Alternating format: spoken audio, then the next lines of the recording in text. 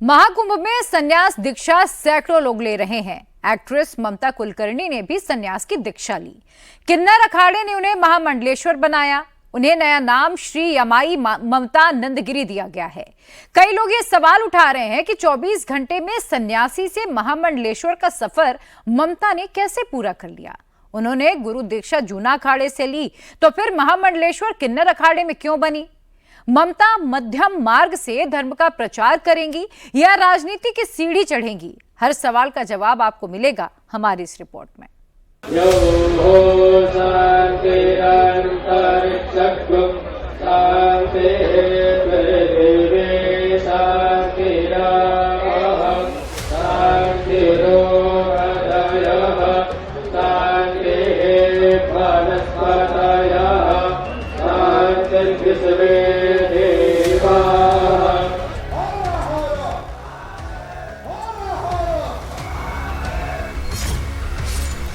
Actress ममता कुलकर्णी ने संन्यास का मार्ग क्यों चुना? ममता ने किन्नर अखाड़े से ही महामंडलेश्वर की पदवी क्यों ली? क्या ममता को महामंडलेश्वर बनाने के लिए नियमों में ढील दी गई? महामंडलेश्वर बनाने के बाद ममता क्या करेंगी, कहां रहेंगी? 90 के दशक की टॉप हीरोइन ममता कुलकर्णी अब महामंडलेश्वर बन गई हैं। महाकुंभ में पूरे विधि विधान के साथ उनकी संन्यास दीक्षा हुई।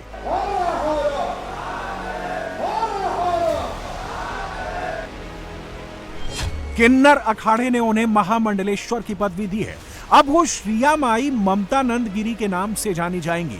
लेकिन किसी एक्ट्रेस का महाकुंभ आना और 24 घंटे में महामंडलेश्वर बन जाना हैरान करने वाला है। ममता गुरुवार को महाकुंभ पहुंची थी। शुक्रवार को किन्नर अखाड़ा की प्रमुख डॉक्टर लक्ष्मी नारायण त्रिपाठी से मुलाकात कर संन्यास की इच्छा जताई। उसके बाद लक्ष्मी नारायण त्रिपाठी ने उनकी मुलाकात अखाड़ा परिषद के अध्यक्ष रविंद्र पुरी से करवाई। नमः पार्वती पते। वहां से हरी झंडी मिलने के बाद ममता के संन्यास दीक्षा की तैयारी शुरू हुई। साधु संतों की देखरेख में उन्होंने रेती पर बने आश्रम में 7 घंटे तपस्या की। खुद का पिंडदान करने के लिए अपने हाथों से अखाड़े में ही पिंड बनाए। शाम को संगम तट पर अपना पिंडदान किया और फिर गंगा की लहरों में डुबकी लगाई। इसके बाद किन्नर अखाड़े में उन्हें महामंडलेश्वर बनाने की दीक्षा पूरी की गई। 2 घंटों तक आचार्य और पुरोहितों ने उनकी संन्यास दीक्षा की। जूना अखाड़े के महामंडलेश्वर गंगाचार्य मुचुकन, पीठाधीश्वर स्वामी महेंद्रानंद गिरी की मौजूदगी में धार्मिक क्रियाएं हुई। उन्हें विशेष मंत्रों से परिष्कृत रुद्राक्ष की माला दी गई।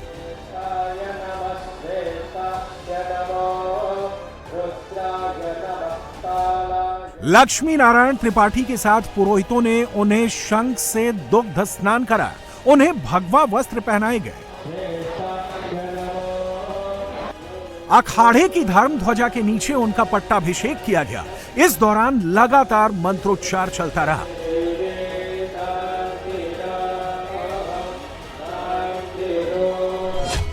उन्हें 15 मालाएं पहनाई गईं। उसके बाद ममता ने किन्नर और जूना अखाड़े के संतों का आशीर्वाद लिया।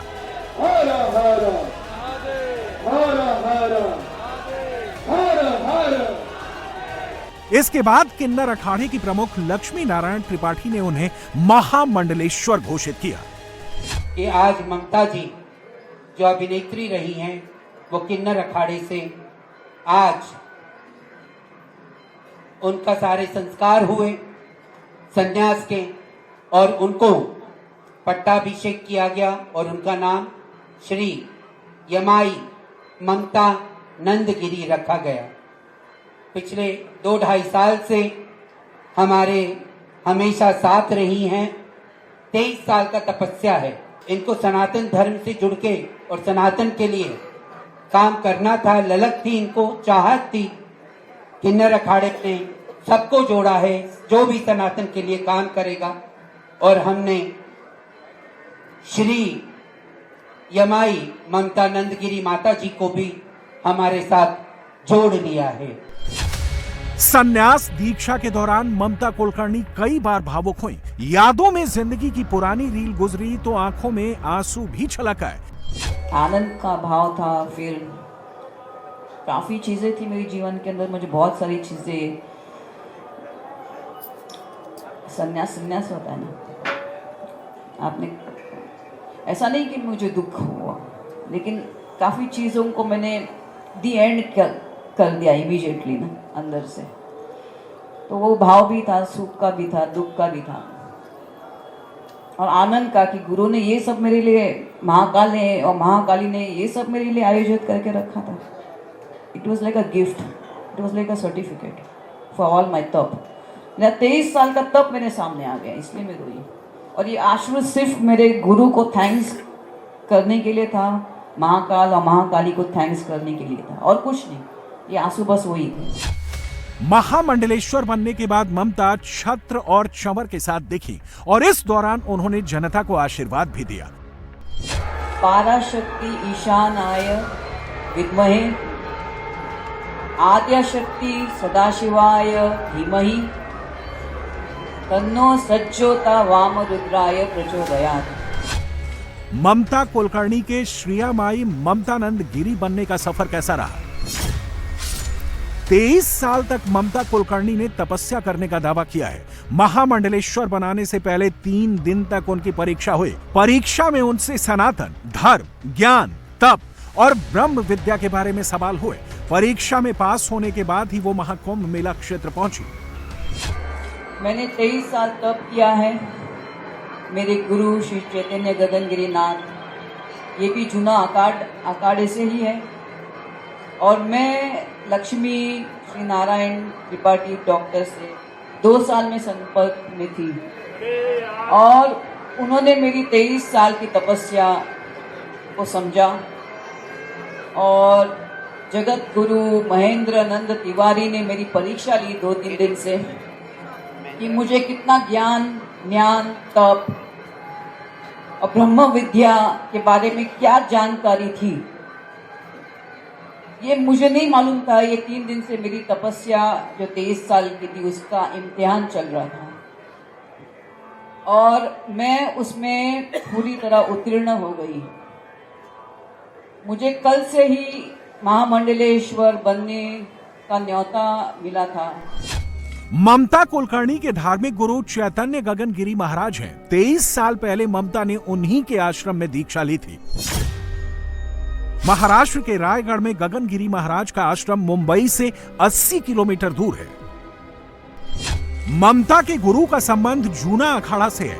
ऐसे में ममता ने जूना अखाड़ा से महामंडलेश्वर की उपाधि लेने की बजाय किन्नर अखाड़े को क्यों चुना? इसके पीछे ममता की पिछली जिंदगी हो सकती है। उन पर मुंबई में 2016 में ड्रग्स तस्करी का केस दर्ज हुआ था। नारकोटिक्स विभाग ने अरेस्ट वारंट भी जारी किया था।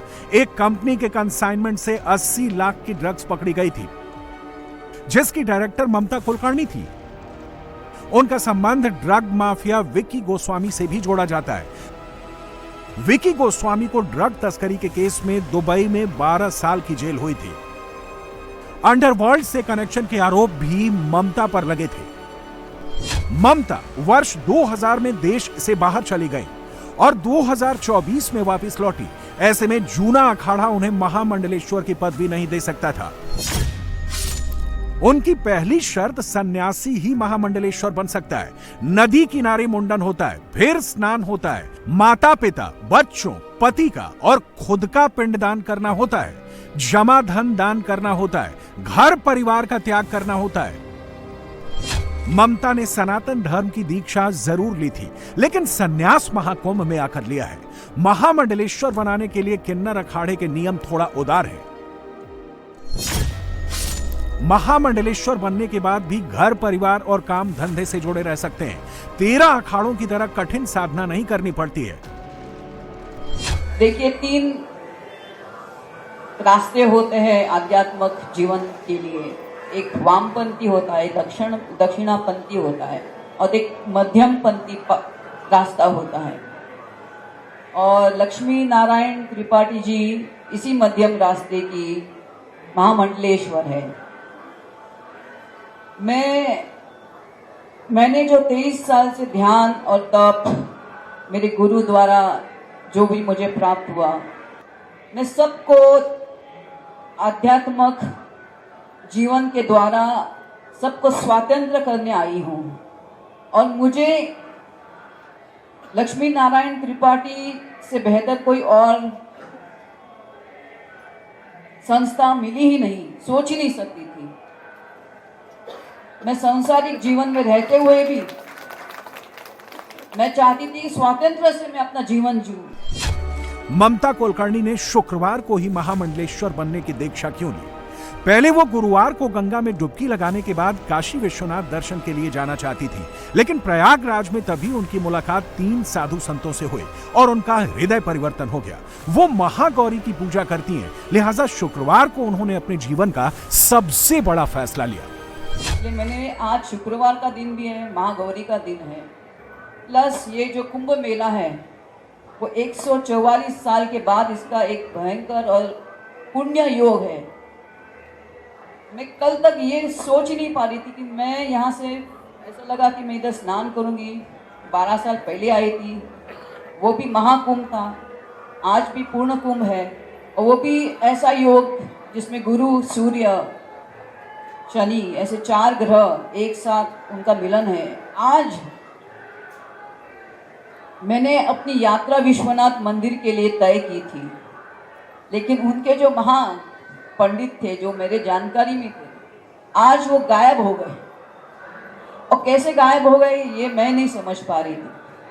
और सुबह सुबह जैसे एक ब्रह्मा विष्णु महेश मेरे सामने आ गए।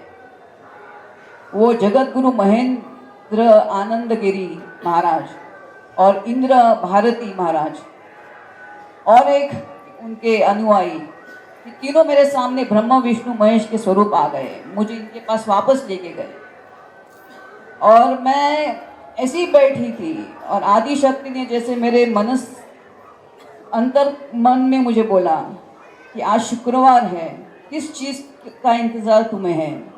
23 साल मैंने तप किया, ध्यान किया, उसका सर्टिफिकेट तो बनता है तुम्हें। और किधर से भी मुझे बनना नहीं पड़ेगा।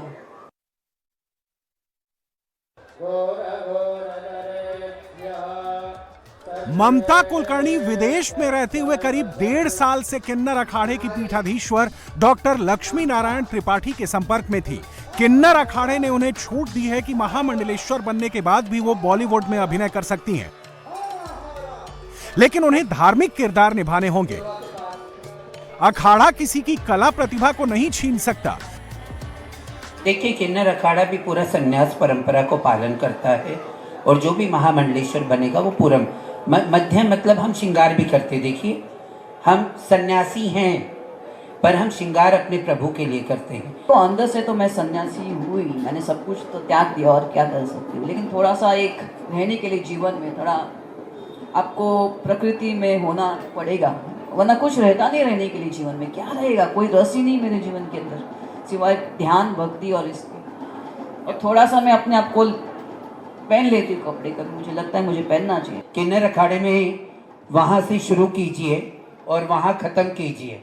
हमारी कल्याणी माँ को देखिए, कितनी सुंदर है, वो भी किसी हीरोइन से कम नहीं है, पर वो हमारी महामंडलेश्वर हैं। और श्रृंगार और सुंदरता की हम अपने प्रभु के लिए क्यों हम उदास क्यों रहें?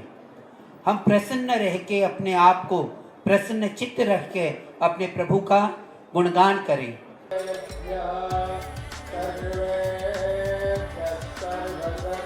ममता का इरादा क्या है, ये बात उन्होंने खुलकर सार्वजनिक कर दी है। अब वो बॉलीवुड नहीं लौटने वाली हैं, वो देश विदेश में सनातन का प्रचार प्रसार करेंगी। जो भी पैसा कमाएंगी उसे किन्नर अखाड़े को दान कर देंगी।